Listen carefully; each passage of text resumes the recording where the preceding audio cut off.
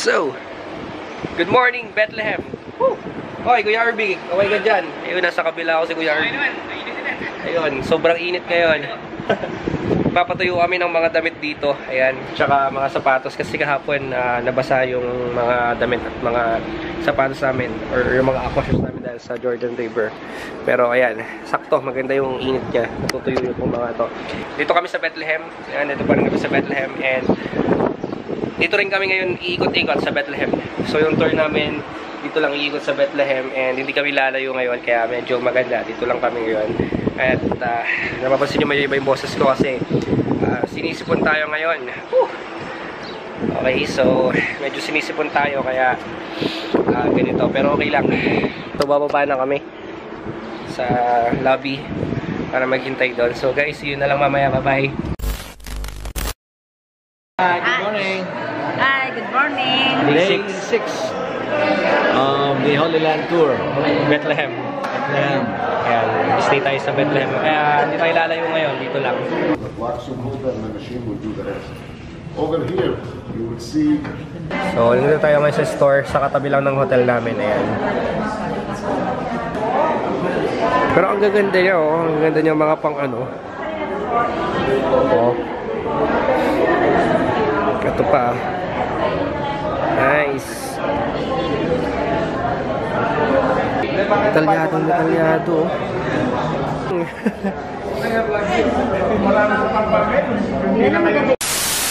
You can smell the, everything. Camel leather, pork, good. Talagang kailangan mag-ingat ka dito kasi nga pag naligaw ka dito, kahit daw yung guide namin, hindi kami matutulungan dito, no? Ha? Oy, KFC meron! Ano ba naman yan? Wala silang ano dito eh, wala silang Starbucks. So ito yung meron sila dito. Stars and Bucks. NANI?!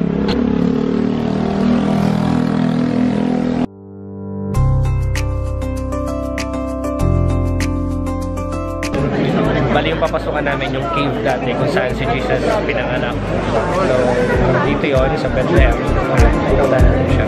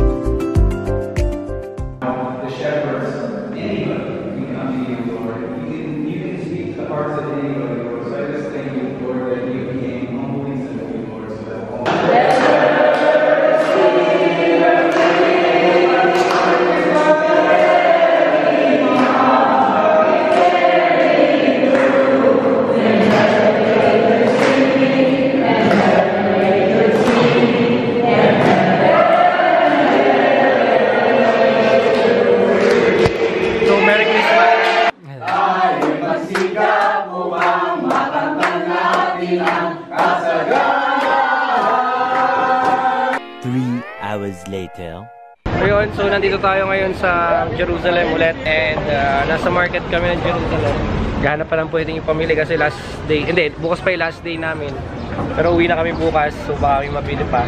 So this is the market. Ayan. Hindi ko po nakita eh. Thank you. So watermelon shake muna tayo. Thank you.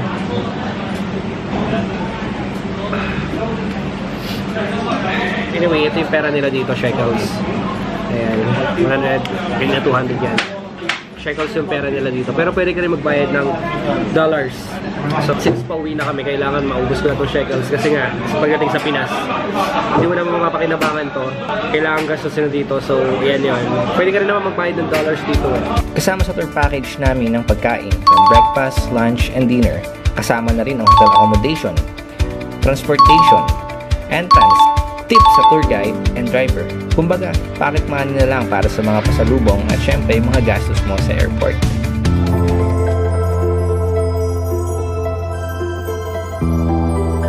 Nakakalungkot lang pero wala, ganun talaga. Back to reality na tayo. So, ayun, good morning sa lahat, and this is our last day. At, ayan, napakaganda ng sikat ng araw.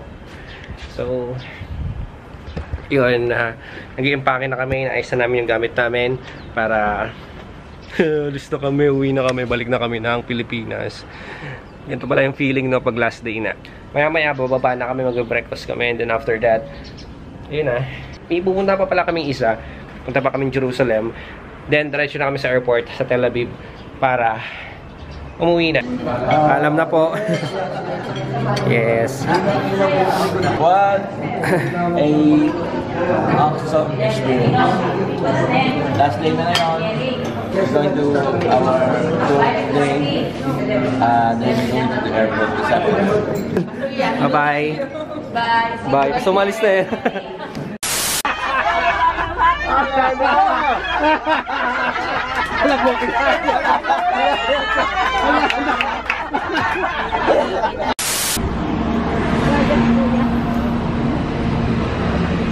Start na natin ang Station of the Cross.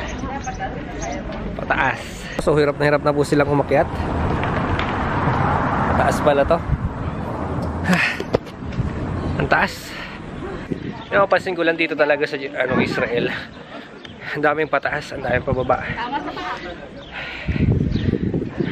Pasok tayo sa Old City. Ayan. This is the Lions Gate. Ayan. The Lions Gate. Pinuntahan po namin ang Antonio Fortress. Doon po ang dako kung saan ang tawag nila Trial of Jesus. Ang tawag ko po hindi po Trial ni Jesus. It is the mistrial of Jesus. Kasi nga po yung panahon, yung kaparaanan, kahit na yung mga witnesses, wala pong matibay na witness, and yet siya po ay hinatulan. At ang mistrial na yon ay para po sa kapakinabangan ng buong mundo. Pinayagan po ng Diyos na mangyari yon upang ang tagapagligtas ay ibigay ang kanyang buhay, kunin ang ating lugar. Siyang nagdala ng ating kasalanan, at kung tayo po ay lalapit na may pananampalataya at pagsisisi, ililipat sa Kanya ang ating kahatulan at tayo ay maliligtas. Kasama tayo doon lahat. Amen. Yan yung original na lugar. Yan. Ganyan ang kataas. 2,000 years ago ang naitaas. Yan. Dahil nga sa mga maraming taon nang lumipas. Pero ito yung inaapakan namin ngayon. Ito yung modern. Ayan, pero ito yung sa baba na yan. Yan yung old city talaga na totoo. Nandiyan. Daw po tayo bawal sa airport. Ito yun, yung ngayon. So kung napansin nyo, yung nakita nyo kanina na picture, yun yung tinatawag niya ng Golgotha. Kaya siya tinawag ng lugar na bungo kasi nga yung nakita nyong picture na yun, yun yung mukhang itsurang bungo, kaya tinawag nila yung bundok ng bungo. Akala ko doon nilalagay yung mga bungo eh. Tapos pala, may mukhang itsurang bungo doon na nakita natin sa picture. Dito nilibing si Jesus Christ. This is the last part. And so papasok na kami ngayon kung saan nilibing si Jesus Christ. Balikan ko kayo dyan. Yun, so wala akong nakita. So ibig sabihin, Have a good service, everybody. ito yung good news. Enjoy your Walang laman. So ibig sabihin yan, Jesus is alive. Yes. Wala kang makikita kahit ano. And that's the good news. My God's not dead, He's surely alive. He's living on the inside, roaring like a lion. Because He lives, I can face tomorrow. Because He lives, all fear is gone. For I have received from the Lord what I also delivered to you, that the Lord Jesus, on the night He was betrayed, took bread. When He had given thanks, He broke it and said, "This is my body, which is for you. Do this in remembrance of me." In the same way, also He took the cup, and after supper, saying, "This cup is the new covenant in my blood. Do this in remembrance of me. Amen. Tanggapin po natin ang tinapay.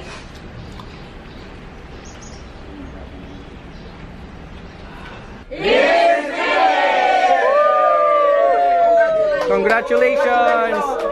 Yes, it is finished. And tapos na talaga. Literal, uwian na kami. Papunta na kaming airport. And baka malate kami. So, it is finished. Tapos na. Congratulations! Yes, congratulations. It is finished. Tapos na. Tapos na po. Sige po. Yes, bye-bye na. Last ano natin sa vlog. Bye-bye, Israel. Bye-bye. Very good. Sige po. Amen. Happy! Yes. Congratulations. Yes. Yes. Bye-bye. Thank you. Bye-bye. Bye. Hinding-hindi ko malilimutan ang napakagandang karanasang ito sa bansang Israel. Oo, medyo malaking halaga ang kakailanganin mo para makarating dito. Pero hindi matutumbasan ng anumang bagay o salapi ang sayang nadama ko, ang mga bagay na nalaman at natutunan ko. At higit sa lahat, napuntahan ko mismo ang lugar kung saan ipinanganak, lumaki, nagministeryo, namatay at muling nabuhay ang ating Panginoong Jesucristo. Ang nababasa ko noon sa Biblia, napuntahan ko na mismo. Salamat sa mga bago kong nadiskubre, sa mga bago kong nakilala, sa mga bago kong natikman na pagkain, at sa napakaraming bagong karanasan na ipinaranas mo sa akin, na dadalhin ko hanggang sa aking pagtanda. Hindi kita malilimutan. Israel, hanggang sa muli nating pagkikita. Paalam.